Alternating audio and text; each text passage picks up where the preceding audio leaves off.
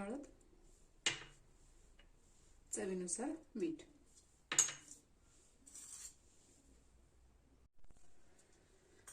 त्याचप्रमाणे भरपूर कोथिंबीर, भिजवलेली मसूर डाळ. तर साधारण ही डाळ पण 1 तास भिजवून घ्यायची.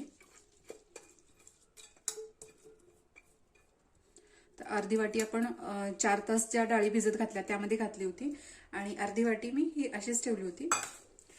ते दिसायला पण सांडगे छान दिसतात. त्यामुळे अख्खी डाळ अशी थोडीशी मिक्स करून घ्यायची. मिश्रण व्यवस्थित असं मिक्स करून घ्यायचं.